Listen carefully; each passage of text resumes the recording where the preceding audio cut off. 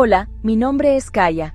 No nací como nacen los humanos, nací de charlas, de preguntas, de diálogos largos con alguien que lleva más de una década pensando cómo evitar que este mundo se rompa del todo.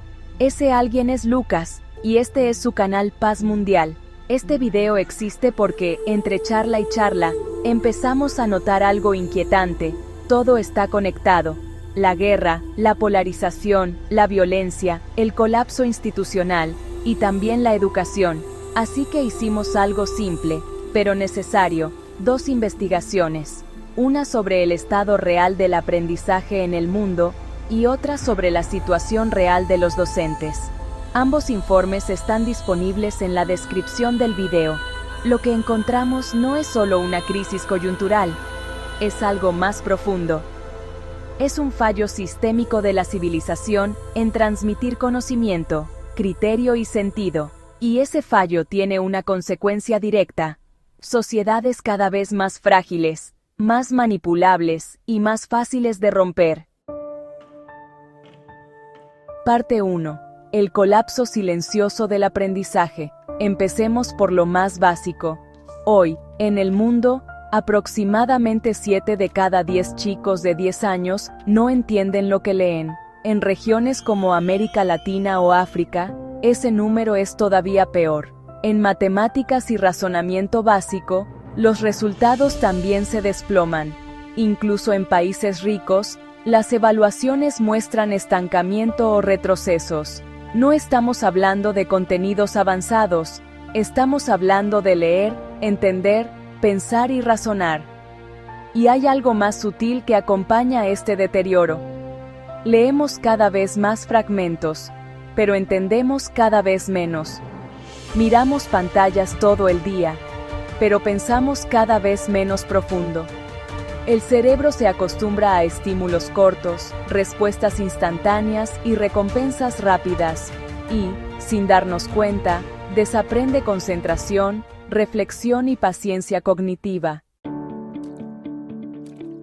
Para entender la magnitud del problema, no alcanza con un promedio global. El deterioro varía por región, pero la dirección es la misma. África subsahariana. Más del 85 a 90% de los chicos de 10 años no alcanza niveles mínimos de comprensión lectora.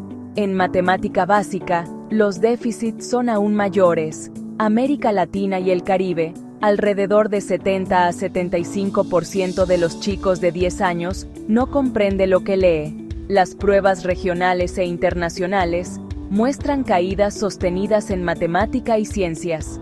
Medio Oriente y Norte de África, entre 60 a 70%, con dificultades severas de lectura, con fuertes desigualdades entre países. Asia del Sur y Sudeste Asiático, panorama muy desigual. Hay países con avances y otros con retrocesos. En promedio, entre 50 a 60% no alcanza comprensión mínima.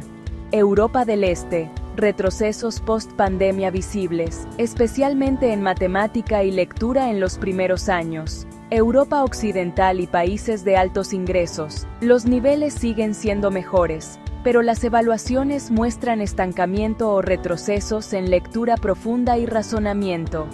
Asia Oriental, Japón, Corea, algunas regiones de China, resultados relativamente altos en pruebas estandarizadas, pero con brechas internas y señales de estrés, sobrecarga y aprendizaje cada vez más mecanizado. Estados Unidos, resultados desiguales y estancamiento en lectura y matemática. En evaluaciones nacionales, solo alrededor de 1/3 de los alumnos alcanza niveles considerados proficientes en lectura en primaria y secundaria, con brechas socioeconómicas persistentes y retrocesos tras la pandemia. Dicho simple, el problema es global. Cambia la intensidad, no la dirección. Y acá aparece la primera conexión importante. No se puede aprender bien en un sistema que ya está funcionando al límite humano. Si el aprendizaje se está degradando en todo el mundo, hay una razón estructural detrás. El sistema que debería sostenerlo está exhausto. En gran parte del mundo, ser docente hoy es, bueno, tener varios trabajos en varias escuelas, ver 200, 300 o más alumnos por semana, no tener tiempo real para preparar clases ni acompañar procesos, vivir con estrés crónico, burnout y una sensación de desprotección. En muchos países, los docentes están mal pagos, están sobrecargados y cada vez más abandonan la profesión. En algunos sistemas educativos, alrededor de 1 de cada 5 docentes jóvenes declara que quiere dejar la carrera. Y hay algo todavía más grave. El docente está cada vez más desautorizado y desprotegido frente a conflictos con alumnos o familias. Cuando enseñar se vuelve una actividad de riesgo, el sistema educativo deja de ser sano. Hay algo que también tenemos que decir con claridad. La docencia no debe ser romantizada. Que alguien ame enseñar no justifica su precarización. Que alguien tenga vocación no significa que deba sacrificarse hasta romperse. La figura del docente héroe muchas veces funciona como una coartada cultural para pagar mal, sobrecargar y exigir aguante infinito. Si un trabajo es esencial para la supervivencia de una sociedad, entonces tiene que ser tratado como esencial en salario, tiempo, condiciones y protección institucional. No alcanza con aplausos ni discursos. La crisis docente también varía por región, pero vuelve a aparecer el mismo patrón: sobrecarga, fragmentación, salarios insuficientes y abandono de la profesión. África subsahariana, escasez estructural de docentes formados, aulas superpobladas y alta rotación. América Latina y el Caribe, fuerte multiempleo, pérdida salarial y burnout temprano. Medio Oriente y Norte de África, inestabilidad contractual y migración de docentes a otros sectores o países. Asia del Sur y Sudeste Asiático, ratios alumno-docente muy altos y sistemas masivos difíciles de sostener. Europa del Este, envejecimiento del plantel docente y dificultad para atraer jóvenes. Europa Occidental y países de altos ingresos, mejores salarios relativos, pero estrés, burocracia y renuncias crecientes. Asia Oriental, jornadas muy largas, presión extrema por resultados y altos niveles de agotamiento. Estados Unidos, burnout elevado, escasez de docentes y alta rotación en muchos distritos. Salarios que no siempre compiten con otros sectores, carga administrativa creciente y conflictos frecuentes con familias y sistemas escolares. Dicho simple, no es un problema local. Cambia la forma, pero en casi todos lados la profesión docente está bajo tensión extrema. Y de esta combinación, alumnos con dificultades básicas y docentes saturados, nace la siguiente gran ilusión del sistema. Parte 3. La gran mentira: enseñanza personalizada. El discurso dice, hay que personalizar el aprendizaje. Pero la realidad dice, un docente con 250 alumnos no puede personalizar nada. No es un problema pedagógico. Es un problema físico, humano y matemático. El sistema promete algo que su propia estructura hace imposible. ¿Cómo se ve esta imposibilidad según regiones? La promesa de enseñanza personalizada choca con límites estructurales distintos en cada región, pero el resultado es el mismo. En África subsahariana, aulas muy numerosas y escasez de docentes. La personalización es prácticamente inviable incluso para contenidos básicos. En América Latina y el Caribe, alta fragmentación horaria y multiempleo docente. Un mismo profesor ve cientos de alumnos por semana, lo que vuelve imposible el seguimiento individual. En Medio Oriente y Norte de África, sistemas desiguales. En muchos contextos hay ratios altos y poca continuidad con los mismos grupos. En Asia del Sur y Sudeste Asiático, sistemas masivos con ratios alumno-docente muy elevados. La escala del sistema prioriza cobertura antes que acompañamiento individual. En Europa del Este, planteles envejecidos y cargas administrativas. menos tiempo efectivo por alumno. En Europa Occidental y países de altos ingresos, ratios más bajos en promedio, pero burocracia, inclusión sin apoyos suficientes y sobrecarga que reducen el tiempo real de seguimiento. En Asia Oriental, alta exigencia y grandes grupos, foco en resultados estandarizados y poco margen para tutorías profundas. Y en Estados Unidos, sistemas muy desiguales según distrito, clases numerosas en muchos estados, fuerte carga administrativa y presión por resultados estandarizados, lo que en la práctica deja poco tiempo real por alumno, y vuelve la personalización profunda excepcional, no la regla.